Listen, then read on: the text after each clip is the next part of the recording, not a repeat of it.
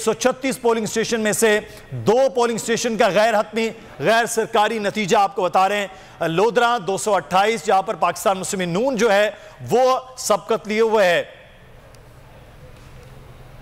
गैर हतमी गैर सरकारी नताइज के मुताबिक 288 डीजी खान सरदार सैफुद्दीन खोसा यहां पर एक पोलिंग स्टेशन का नतीजा आया जिसमें 77 वोट उनके हैं, जबकि उनके मद्दे मुकाबिल अब्दुल कादिर खान खोसा के 76 वोट है। 2 पोलिंग स्टेशन के ये नताइज हैं जिनके मुताबिक 77 वोट लेकर सरदार सैफुद्दीन खोसा आगे हैं, जबकि 1 वोट के फर्क से अब्दुल कादिर खान खोसा दूसरे नंबर पर हैं।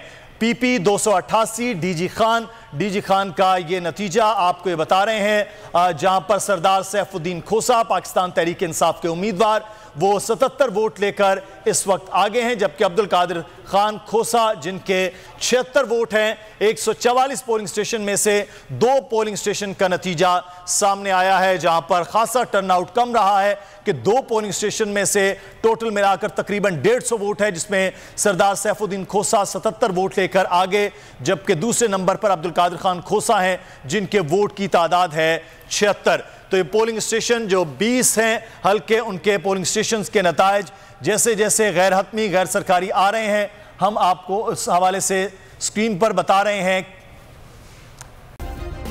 सब्सक्राइब करें और बेल दबाएं ताकि कोई खबर रह न जाए।